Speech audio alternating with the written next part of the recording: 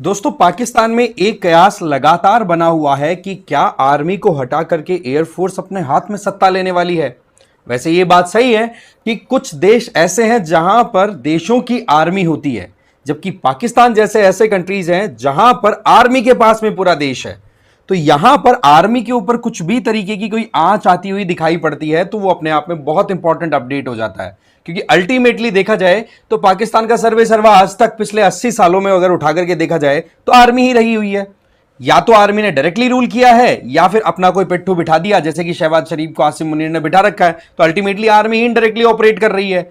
तो यहां पर हमें यह समझना होगा कि जो ये 4 दिन का वॉर, एक शॉर्ट वॉर लड़ा गया, या हम कहें बैटल बोल दो, चलो ठीक है, ऑपरेशन सिंदूर के दौरान, उसमें पाकिस्तानी एयरफोर्स को बहुत ज्यादा क्रेडिट जाता हुआ दिखाई पड़ रहा है, क्योंकि रियलिटी हमें पता है कि इस लड़ाई में आर्मी का कोई रोल नहीं था। यहां पर इंडियन आर्म फोर्सेस की तरफ से इंडियन एयरफोर्स ने और पाकिस्तान की तरफ से पाकिस्तानी एयरफोर्स ने लड़ाई की। वो बात अलग है कि किसका कितना नुकसान हुआ कितना नहीं हुआ। यहां पर पॉइंट है कि आर्मी की बजाय एयरफोर्स ने ज्यादा इंपॉर्टेंट रोल प्ले किया। तो क्या यहां पर एक मिलिट्री कू होने वाला है? ये एक बहुत बड़ा सवाल है, पूरा डिटेल में हम इसको समझेंगे। बट आगे बढ़े उससे पहले एक तो आप मुझे फॉलो कर सकते हैं क्यूआर कोड को स्कैन करके, और दूसरा PWLIS की तरफ से यूपीएससी फाउंडेशन कोर्सेज चलाए जा रहे हैं, जहां पर आप संकल्प 2027 देख रहे हैं। इंग्लिश और हिंदी में चल रहा है। टाइटन 2026 इंग्लिश में चल रहा है। प्रहार 2026 इंग्लिश और हिंदी में। इनमें से जो भी कोर्स आपको ऑप्ट करना, आपको अपना मीडियम डिसाइड करना है और साथ में ईयर। इसमें आपको मिलेगा क्या? Live and recorded classes, GS की और सी सेट की दोनों की, प्लस में एमसीक्यूज और mains answer writing daily basis पे, और आपको कॉम्प्रिहेंसिव ई बुक्स भी दी जाएंगी जीएस की, जिससे कि आप सेल्फ स्टडी अच्छे से कर सके। एडमिशन बिल्कुल ओपन है, डिटेल्स वो डिस्क्रिप्शन बॉक्स में दी हुई है। तो बात कुछ ऐसी है कि एक ये बात सच है कि पाकिस्तान की आर्मी ऐसी है जिसके पास में पूरा देश है, और ये बात हम पिछले 80 सालों में उठा करके देख सकते हैं। यहां पर इंटरेस्टिंग चीज क्या है कि पाकिस्तानी आर्मी में पाकिस्तान पे रूल किया डायरेक्टली लगभग 33 सालों तक, और रिमेनिंग जो 45 सालों का रिजीम चला उसमें पाकिस्तानी आर्मी ने ही इनडायरेक्टली उस रिजीम को कंट्रोल किया है। यहां पर कुछ ऐसे आर्मी पर्सनल्स भी पाकिस्तान के अंदर रहे हैं जिन्होंने तो अपने आप को प्रेसिडेंट तक प्रमोट कर दिया, जिनमें नाम आते हैं general Ayub Khan, general Yahya Khan, general Ziaul Haq और जनरल परवेज मुशर्रफ। ये 4 तो ऐसे थे जो कि आर्मी जनरल रहे और फिर खुद को फिर प्रमोट करते हुए प्रेसिडेंट बना दिया। तो ऐसे में पाकिस्तानी आर्मी के लिए कहते हैं कि भाई ये एक ऐसी आर्मी है इकलौती जिसके हाथ में पूरा देश है। अब आप देखो कि चाहे कुछ भी फॉरेन पॉलिसी बनाई जा रही हो, इंडिया को लेकर के कोई टारगेट करने की कोशिश की जा रही हो, वो मोर और लेस पाकिस्तानी आर्मी जो चाहती है उसी के हिसाब से काम डिसाइड होता है।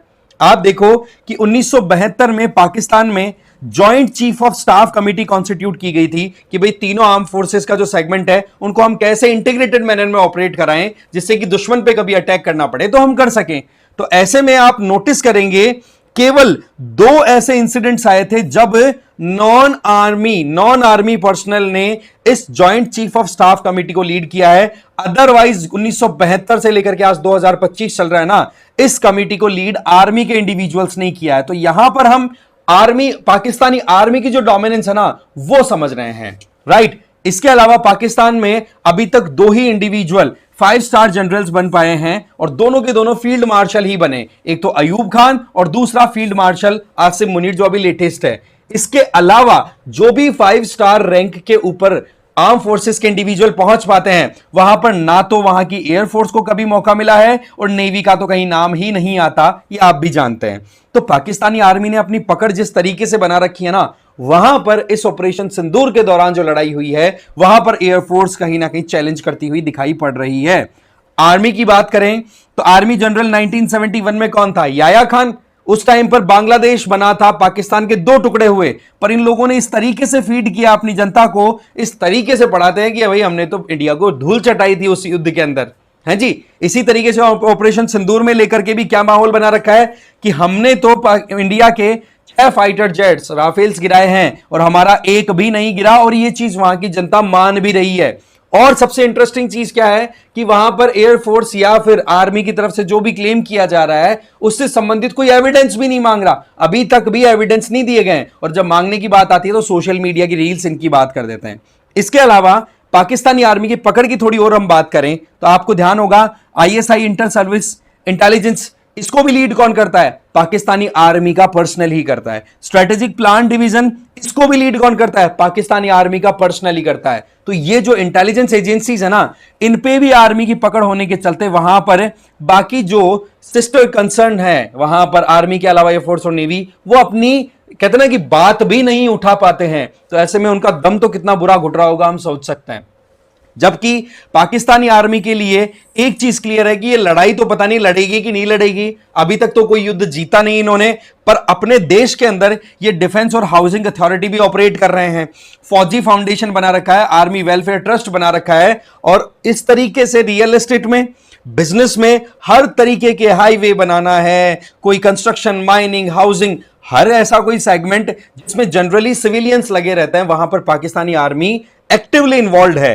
तभी वहां पर एक नई टर्म स्टार्ट हुई है, मिलबस। मिलबस मतलब मिलिट्री बिजनेस। इसके चलते आज पाकिस्तानी आर्मी की जो वर्थ है वो आज बताई जा रही है लगभग $50 बिलियन की। आप सोचो, $400 बिलियन की वहां की टोटल इकोनॉमी है। पाकिस्तान की बात करें उसमें $50 बिलियन अकेला पाकिस्तानी आर्मी ऑपरेट कर रही है, तो 1/8 पार्ट। अब आप सोचो कितना ज्यादा इंपॉर्टेंट रोल प्ले कर रही है। और उस आर्मी को अगर कोई चैलेंज करने लग जाए तो बात तो वाकई में समझने वाली बनती है कि नहीं, क्योंकि पिछले 4 दिनों के अंदर जो हालात हुए हैं वो किसी से छुपे हुए नहीं है। 1948, 65, 71, 99 तीनों युद्धों के, चारों युद्धों में पाकिस्तानी आर्म फोर्सेस में आर्मी ने जो रोल प्ले किया था वो शायद एयरफोर्स ने और नेवी ने नहीं किया, और एयरफोर्स ने जो किया था वो बहुत ही ज्यादा लिमिटेड था। तो ऐसे में आर्मी ने अपनी क्रेडिटनेस या क्रेडिट वर्दीनेस जो है वो हमेशा इन युद्धों के नाम पर बनाए रखी कि हमने इंडिया को जमीन पर बहुत धूल चटाई है, इस तरीके के मैसेज दे दे करके।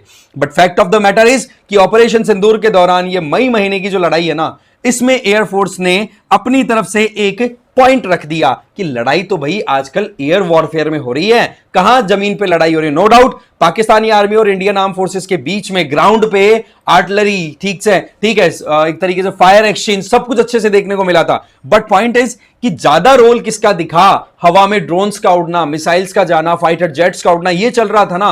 तो ऐसे में आर्म फोर्सेस में एयरफोर्स ने एक बाउंस बैक किया है जो कि पाकिस्तानी आर्मी के लिए बहुत बड़ी सरदर्दी का कारण भी बन गया। इंडिया ने तो देखो अपनी तरफ से एविडेंसेस बिल्कुल क्लियर कर दिए कि हमने कहां कहां पाकिस्तान के अंदर टेररिस्ट अड्डों को हिट किया, कहां कहां पर हमने उनके एयर बेसिस को हटाया। बट वहीं पर पाकिस्तान की तरफ से तो सीधा एक मैसेज है कि हमारी एयरफोर्स ने 6-0 से ये युद्ध जीत लिया, हमने इंडिया के 6 फाइटर जेट्स गिरा दिया, हमारा एक भी नहीं गिरा। बट पॉइंट इज कि अभी तक ये वेरीफाई नहीं है, अभी तक इसका कोई एविडेंस पाकिस्तान की तरफ से दिया नहीं गया है। पर पाकिस्तान की जनता इस बात को लेकर के खुश है कि अरे वाह, हमारी एयरफोर्स ने कितना शानदार काम किया है। अब ऐसे में आर्मी के अलावा वहां पर एयरफोर्स की जो डोमिनेंस है उसके लिए कई चीजें और निकल के आई है। जैसे कि अवॉक्स की हम बात करते हैं, early airborne early warning control system होता है ना, तो उनसे उनका यूज किया जा रहा है वहां की एयरफोर्स के द्वारा। वो बात अलग है कि एक अवॉक्स को हमने गिरा दिया था।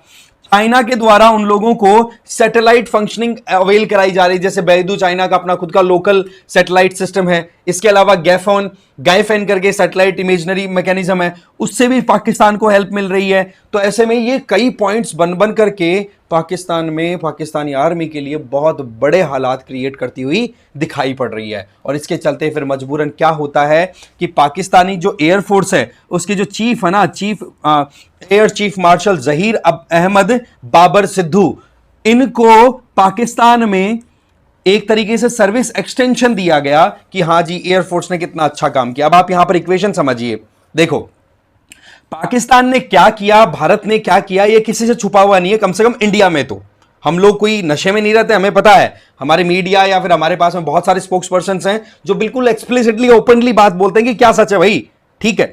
तो ऐसे में हमें पता है। बट पाकिस्तान के अंदर अगर मान लो कि अगर युद्ध हुआ है, जैसे कि हुआ है, तो ऐसी परिस्थितियों में वहां पर अगर आसिम मुनीर जो कि आर्मी का जनरल है उसको आप प्रमोट कर रहे हो, तो आप खुद सोचो कि वहां पर रोल तो एयरफोर्स ने प्ले किया था, तो एयरफोर्स के चीफ को ज्यादा प्रमोशन मिलनी चाहिए ना। तो ऐसे में एयरफोर्स के चीफ को पीएम शहबाज शरीफ ने 20 मई को कह दिया कि हम आपकी सर्विस की टाइम को थोड़ा एक्सटेंड करते हैं। मतलब एयरफोर्स को एक छोटा सा लड्डू पकड़ा दिया कि जी आपने जो काम किया है, क्योंकि आप फेस अब की बार आप रह गए तो हम थोड़ा सा आपको खुश कर देते हैं।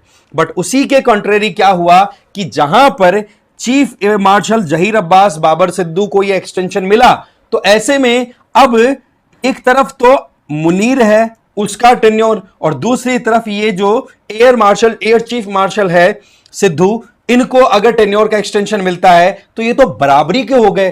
तो क्या यहां पर आर्मी खुश होगी कि एयरफोर्स को भी इतना क्रेडिट मिल रहा है भाई अब की बार? तो ऐसे में अब आर्मी ने क्या तरीका चला है कि चलो ठीक है, एयरफोर्स के एफर्ट्स को हम रिकॉग्नाइज कर देते हैं उनके चीफ की टेन्योर को एक्सटेंड करते हुए कि आपने बहुत बढ़िया काम किया।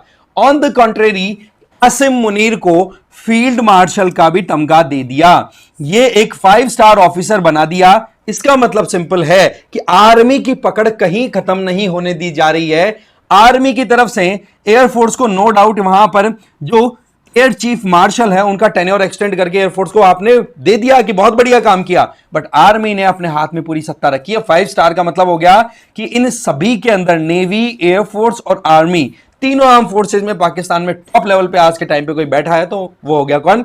Field marshal Khwaja Asim Munir. अब ख्वाजा क्यों बोला? क्योंकि आप देखो हालात कुछ ऐसे रहते हैं कि ये लोग अपने सैनिकों को लड़ने के लिए जब भेजते हैं तो वहां पर किस तरीके से मोटिवेशनल स्पीच देते हैं उसमें आपको डाउट होना नहीं चाहिए। तो ये हालात बने हुए हैं कि एयरफोर्स कहीं अब अपनी आवाज उठा ना ले, उसको दबाने के लिए। अब क्योंकि सीधी बात है वहां पर सत्ता ही आर्म फोर्सेस चला रही है ना, तो इस वजह से वहां पर कंपटीशन भी उन्हीं के बीच में है।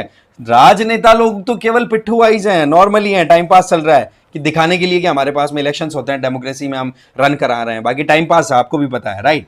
तो ये है सिनेरियो। तो पाकिस्तान में आर्मी बिल्कुल भी अपना हाथ कमजोर नहीं पड़ने देगी, ठीक है? बाकी आपका क्या मानना है इस मामले में, कमेंट करके जरूर बताना। इस वीडियो में इतना ही। Thank you very much.